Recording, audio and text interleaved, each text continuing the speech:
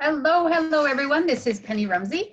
Wanted to do my day 6 vlog with you, and we are talking about the 7 keys of great teaching from one of my favorite homeschool resources, Thomas Jefferson Education. I'm going to put a link to that under the video, and you'll be able to go and check out that blog and the article to help you get a bigger picture of what it would look like using strong homeschool principles. I've been studying these for 10 years, and seriously, they've been my guiding star in being able to make good decisions based on what I want to guide my family towards.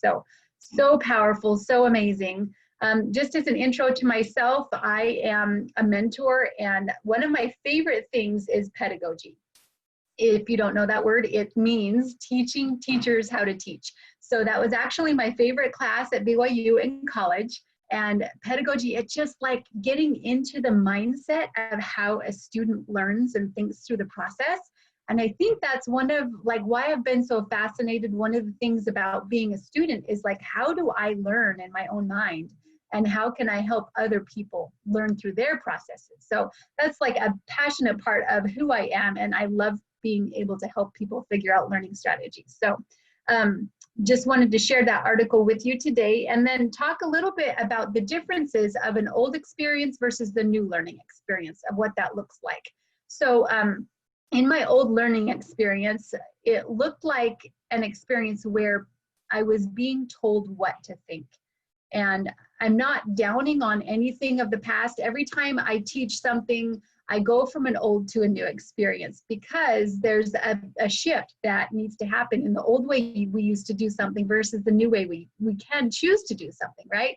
And I don't necessarily intend on downing on the past, but just to look at it and to see what happened. So what the old experience was that I was told what to think, and that I was spoon-fed information. And how that made me feel was that I didn't have the capability of figuring things out for myself.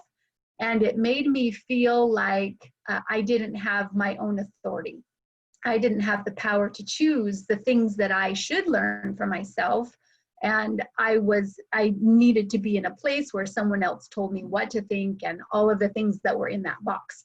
So in the new experience, just to give you a picture of what it was for me in shifting over, one of my first scholar mentors, his name was Ben, and he led me through learning several different scholar articles and stuff like that.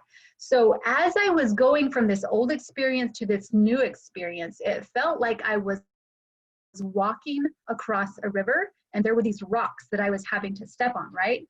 So I got to the first rock, and it was like, okay, I'm here, and now what? And it felt like the next rock was further away than what I was used to. It was further than I could stretch. So I had to push myself a little bit to think in my mind. I had to push myself to think, okay, what does that mean for me? And just to discover and search and all of that stuff that happens in a student's mindset as they're figuring things out.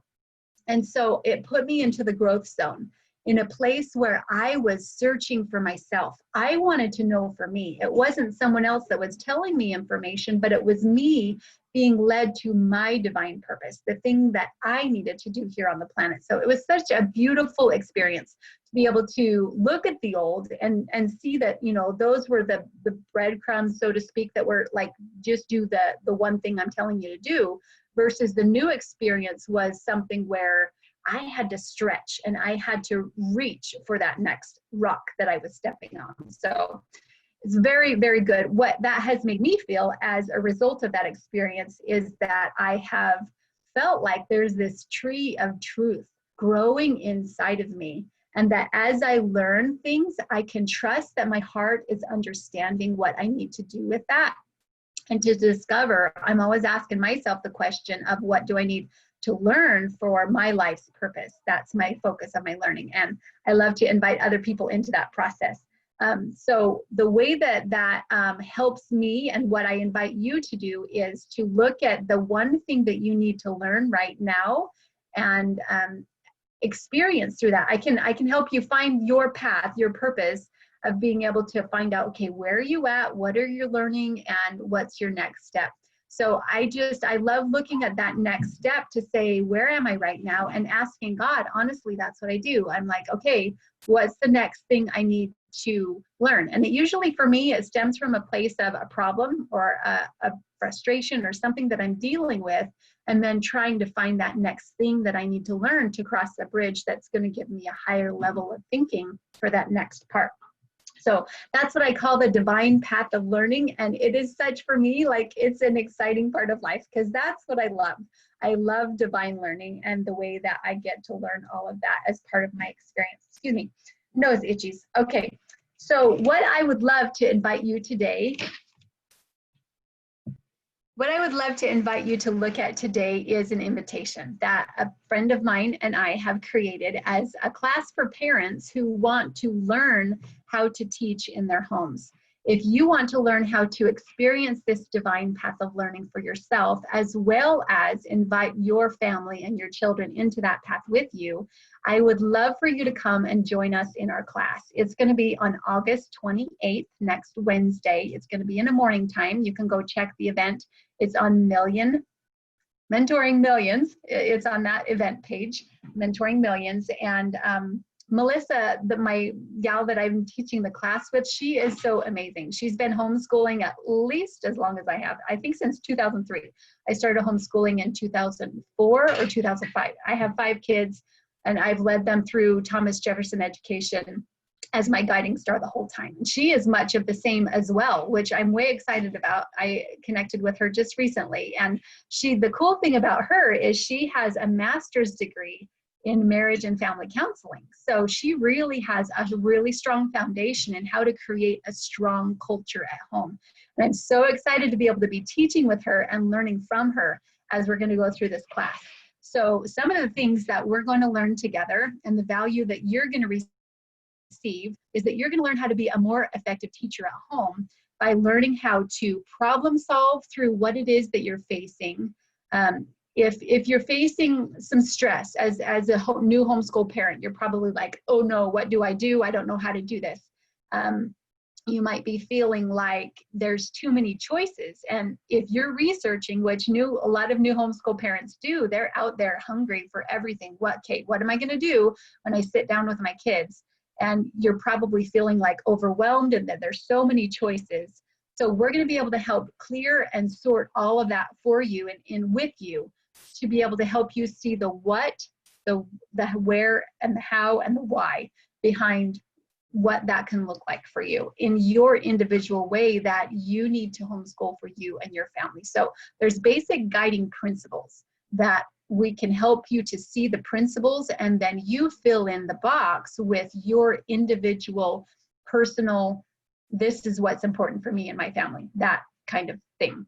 So I remember when I first started homeschooling as a homeschool parent, when I got into all of the learning and stuff, it felt like there were these steps that I was trying to climb, right? Except for the step was this high and I was this high. And how am I supposed to climb up this big step? It's just way too much. And so what I realized is I had to grow as a person. I had to increase my level of knowledge and understanding in order to be that example for my kids. So that's one of the things that we're going to talk about in this class, and the solutions of these divine learning principles. It's kind of like if you've ever, like in college, I learned ballet and studied dance, and ballet wasn't my favorite type of dance, but the whole point of it was that I learned basic foundational principles that I needed to keep doing again and again and again. And that's much how it is in the learning environment. That there's basic foundation things that you need to know and keep relearning as like layers of an onion that are going to help you to be able to progress. And this isn't just progression of what it looks like for you learning as at home with your family, but this is progression and success for you as a person, growing as that person that I talked about, so that you can find greater levels of knowing who you are and what your divine purpose is. And that's what I am very excited to be able to lead you toward and help you understand. So this class is going to be about learning your divine purpose and finding order in your learning and your growth. Melissa's going to talk about a sequence of things that we learn psychologically in order and how we need those in that order, just so you can be okay with wherever you are, with what your stage is right now. And we're going to learn how to set your intentions with your homeschool, low goals, high goals, like what it looks like on a bad day, what it looks like on a good day. And I will be sharing with you the pattern of learning that I have discovered in my path. 3 amazing steps. I would love for you to come and learn with us. And it's seriously the best things that I've done everything I can to be able to mine from my experience the gold that I have to offer you and to give you the most important, most effective, beneficial things. I feel like that's one of the things that I am called to do right now, and why Melissa and I have been able to team up, because that's what God has called us to do right now. And I'm just so excited to be able to offer to you what we have created together. And I invite you to come and check out the class. One thing that I forgot to mention in the beginning, my leadership education background is that I started learning leadership education when I was 15. And one friend asked me the other day, she's like, how could you have been in leadership education for 30 years?